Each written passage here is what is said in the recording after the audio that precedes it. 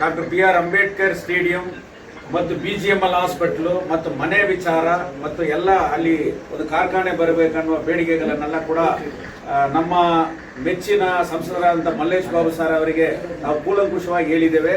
ಅವರು ಕೂಡ ಈ ವಿಚಾರದ ಮೇಲೆ ಹಲವಾರು ಪ್ರಯತ್ನಗಳು ಮಾಡ್ತಾ ಇದ್ದೀರಿ, ನಾನು ಮಾಡಿಕೊಡ್ತೀನಿ, ನಾನು ಎಲ್ಲ ರೀತಿಯಲ್ಲಿ ಅಂತ ನಮಗೊಂದು ಆಶ್ವಾಸ ಕೊಟ್ಟಿದ್ದಾರೆ. ಅವರಿಗೆ ನಿಮ್ಮ ಎಲ್ಲರ ಪರವಾಗಿ ಹೃತ್ಪೂರ್ವಕವಾದ ಧನ್ಯವಾದಗಳು. ನಿಮ್ಮ ಜೊತೆ ಎಲ್ಲರೂ ಇರ್ತೀವಿ, ಎಲ್ಲರೂ ಇರ್ತೀವಿ. KGF ಕಡೆಯಿಂದ ಎಲ್ಲರೂ ಪ್ರಮುಖರು ಬಂದಿದ್ದಾರೆ. KGF ಏನು ಇಶ್ಯೂಸ್ ಇದೆ ಮನೆಗಳದಾದ್ರೂ ಆಗಲಿ, ಮತ್ತು ಕಾಂಪೆನ್ಸೇಷನ್ ಏನು ಹೈಕೋರ್ಟ್ ಆರ್ಡರ್ ಮಾಡಿದ್ದೀವಿ ಅದ್ರ ಬಗ್ಗೆ ಎಲ್ಲ ಸೆಕ್ರೆಟರಿ ಮತ್ತು ಜಾಯಿಂಟ್ ಸೆಕ್ರೆಟರಿ ಅವರ ಈಗಾಗಲೇ ನಾನು ತಿಳಿಸಿದ್ದೀನಿ. ಆಮೇಲೆ ಏನೋ ಒಂದು ಸ್ಟೇಡಿಯಂ ಮಾಡಬೇಕು ಅಂತ ಏನು ಅದನ್ನು ರಿಪೇರಿ ಮಾಡಬೇಕು ಅಂತಿದ್ದೀರೋ ಬೆಮೆಲ್ ಅವರು ಆಲ್ರೆಡಿ ಕೀಸ್ ಹ್ಯಾಂಡ್ ಓವರ್ ಮಾಡಿದ್ದಾರೆ. BGML ಅದನ್ನು ಮಂಗಳವಾರ ನಾನು ಸೋಮವಾರ ಮತ್ತು ಮಂಗಳವಾರ ಡೆಲ್ಲಿಯಲ್ಲಿ ಇರ್ತೀನಿ. ಅದ್ರ ಬಗ್ಗೆನೂ ಮಾತಾಡಿಕೊಂಡು ಇದನ್ನು ಇನ್ನೂ ಒಂದು ಸತಿ ನಮ್ಮ BGML ಜಾಯಿಂಟ್ ಸೆಕ್ರೆಟರಿಗೆ MDಗೆ ಅವರಿಬ್ಬರಿಗೂ ಮಾತಾಡ್ಕೊಂಡು ಬರ್ತೀನಿ. ಆಮೇಲೆ ಗುರುವಾರ ಬಂದಾಗ ಒಂದು ಪೇಪರ್ಸ್ ಕೊಡ್ತೀನಿ ಅಂದಿದ್ದಾರೆ. ನಮ್ಮದು ಏನೇನಿದೆಯೋ ಎಲ್ಲ ಥ್ರೂ ಪೇಪರ್ ಡಾಕ್ಯುಮೆಂಟ್ಸ್ ನಮಗೆ ಕೊಡ್ತೀವಿ ಅಂತಿದೆ. ಅದನ್ನು ಸ್ವೀಕಾರ ಮಾಡೋಕ್ಕೆ ಮತ್ತು ಅಲ್ಲಿ ಏನು ಆ ಸ್ಟೇಡಿಯಂ ಏನೇನು ಆಗ್ತಾಯಿದೆ ಅಂತ ನೋಡೋಕ್ಕೆ ಕೊಡ್ತೀವಿ. ಏನೋ ಒಂದು ಮನೆಗಳದ್ದು ಮತ್ತು ಕಾಂಪೆನ್ಸೇಷನ್ನು ಮತ್ತು ಮತ್ತು ಬೇರೆ ವಿಚಾರಗಳು ಏನೇನಿದೆಯೋ KGFಲ್ಲಿ ಏನು ಸೇಮ್ KGF ಅವ್ರು ಮಾಡ್ತಾರೋ ಭಾಳ ಒಂದು ನಿಟ್ಟಿನಲ್ಲಿ ಒಳ್ಳೆ ಕೆಲಸ ಮಾಡ್ತಾರೆ.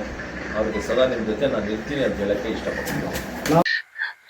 சேவ் KGF யுனைடெட் ஃப்ரண்டின் மூலியமாக இன்றைக்கு கோலார் பாராளுமன்ற உறுப்பினர் மரியாதைக்குரிய திரு மல்லேஷ் பாபு அவர்களை கோலாரில் அவருடைய இல்லத்தில் சந்திப்பதற்காக சேவ் KGF அனைத்து நிர்வாகிகளும் இன்றைக்கு கோலாருக்கு வந்தோம்.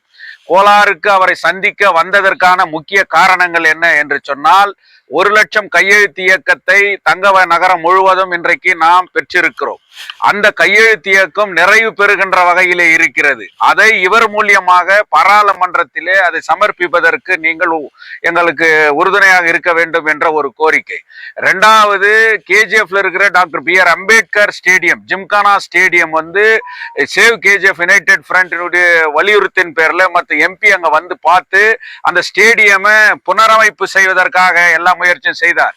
இன்றைக்கு அது தடைப்பட்டு இருக்கிறதுனால தங்கவயலில் இருக்கக்கூடிய இளைஞர்கள், ஸ்போர்ட்ஸ் மீது அல்லாத பிரியம் வச்சிருக்கிற இளைஞர்கள் எங்களை பார்த்து அதை உடனடியாக செய்ய வேண்டும் என்று வலியுறுத்தியதற்காக இன்றைக்கு மீண்டும் அவரை வந்து அதை நீங்கள் செயல்படுத்தி அதை மக்கள் பயன்பாட்டுக்கு, இளைஞர்கள் பயன்பாட்டிற்கு கொண்டு வர வேண்டும் என்கின்ற கோரிக்கை.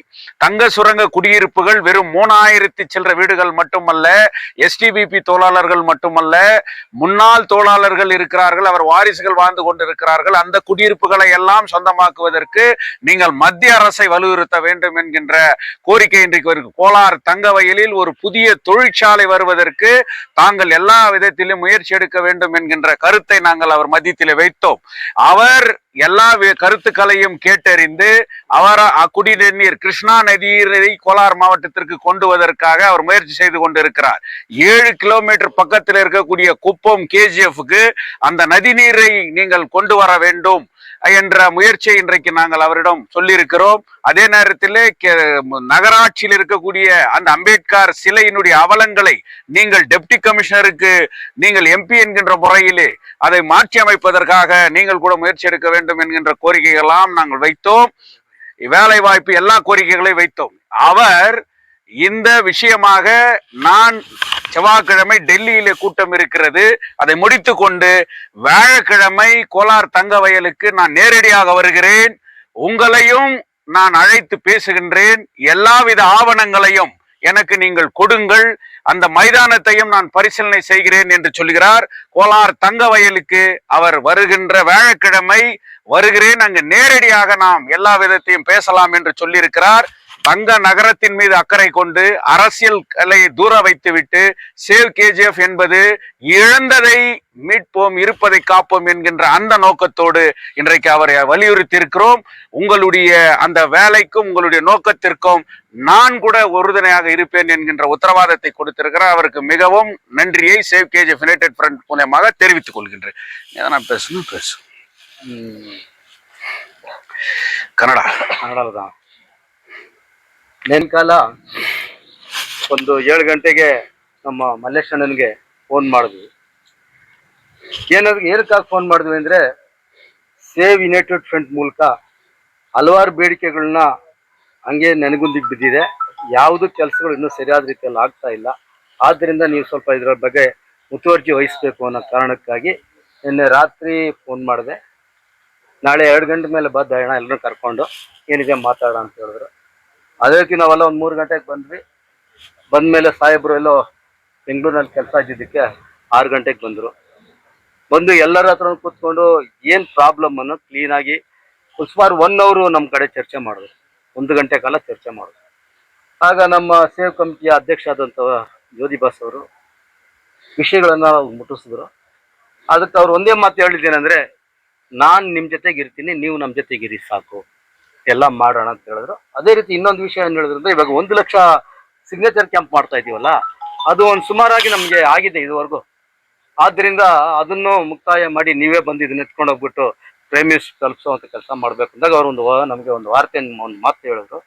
ನಾನು ಒಬ್ಬ ಅಲ್ಲ, ನೀವು ಬನ್ನಿ, ನಿಮ್ಮನ್ನು ಕರ್ಕೊಂಡು ಹೋಗ್ತೀನಿ, ನೀವೇ ಅಲ್ಲಿಗೆ ಪ್ರಧಾನಮಂತ್ರಿಗೆ ಇದನ್ನು ಸಬ್ಮಿಟ್ ಮಾಡಿ, ನಾನು ನಿಮ್ಮ ಜೊತೆಗಿರ್ತೀನಿ ಅಂತ ಹೇಳಿದ್ದಾರೆ.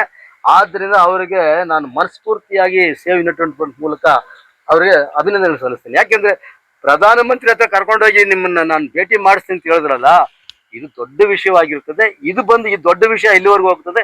KGF ಎಲ್ಲ ಜನತೆಗೂ KGF ಅಭಿವೃದ್ಧಿಗೆ ತುಂಬ ಸಹಕಾರಿಯಾಗಿರ್ತದೆ. ಆದ್ದರಿಂದ ಮಲ್ಲೇಶ್ ಅಣ್ಣನಿಗೆ ನಾವು ಈ ಸೇವ್ ಕಮಿಟಿ ಮೂಲಕ ಅಭಿನಂದನೆ ಸಲ್ಲಿಸ್ತಾ, ಅವ್ರು ಬರ್ತೀನಿ ಅಂತ ಹೇಳಿದ್ದಾರೆ. ಬಂದಾಗ ನಮ್ಮ ಜ್ಯೋತಿ ಬಾಸ್ ಅವರು ಎಲ್ಲ ಕಡತಗಳನ್ನ ಕೊಡ್ತೀನಿ ಅಂತ ಹೇಳಿದ್ದಾರೆ. ಆದ್ದರಿಂದ ನಮ್ಮ ಅಭಿವೃದ್ಧಿಗೆ, ನಮ್ಮ KGF ಅಭಿವೃದ್ಧಿಗೆ ಅವ್ರು ಯಾವತ್ತೂ ನಮ್ಮ ಜೊತೆಯಲ್ಲಿ ಇರ್ತಾರೆ. ಕೆಲಸವನ್ನು ಮಾಡ್ತಾ ಇದ್ದಾರೆ. ಈಗ ಕೆಲಸ ಮಾಡ್ತಾ ಇಲ್ಲ ಅಂತಲ್ಲ, ಕೆಲಸ ಮಾಡ್ತಾ ಇದ್ದಾರೆ. BGML ಬಗ್ಗೆ ಅವ್ರು ಆವಾಗ ಹೇಳ್ತಾ ಇರ್ತಾರೆ, ಏನು ಇಷ್ಟು ಇದಾಗಿದ್ದಿಲ್ಲ, ಇದನ್ನ ನಾವು ಮಾಡಬೇಕು ಅಂತ. ಆದ್ದರಿಂದ ಮಲ್ಲೇಶಣ್ಣ ಮಾಡ್ತಾ ಇರೋ ಕೆಲಸ ಇವತ್ತು ನಮ್ಮ ಜಾತ್ಯತೀತ ಜನತಾ ಪಕ್ಷವಾಗಿರ್ಬೋದು, ಇಲ್ಲ ಸೇವ್ ಯುನೈಟೆಡ್ ಫ್ರಂಟ್ ಆಗಿರ್ಬೋದು, ಎಲ್ಲ ಪಕ್ಷದ ಕಾರ್ಯಕರ್ತರು ಇಲ್ಲಿ ಸೇವ್ ಯುನೈಟೆಡ್ ಫ್ರಂಟ್ನಲ್ಲಿ ಇದ್ದೀವಿ. ಎಲ್ಲರೂ ಸೇರಿ ಅವರಿಗೆ ನಾವು ಕೊಟ್ಟಂಥ ಒಂದು ಇದನ್ನ ಅವರು ಸ್ವೀಕಾರ ಮಾಡಿ ನಾನು ನಿಮ್ಮ ಜೊತೆಗಿರ್ತೀನಿ, ಏನು ಬೇಕೋ ಅಭಿವೃದ್ಧಿ ಕೆಲಸ ಮಾಡೋದಕ್ಕೆ ನಾನು ನಿಮ್ಮ ಜೊತೆಗಿರ್ತೀನಿ ಅಂತ ಹೇಳಿದ್ದಾರೆ. ಆದ್ದರಿಂದ ಅವರಿಗೆ ಸೇವ್ ಕಮಿಟಿ ಮೂಲಕ ಧನ್ಯವಾದ ತಿಳಿಸ್ತೇನೆ. ಜೈ ಹಿಂದ್.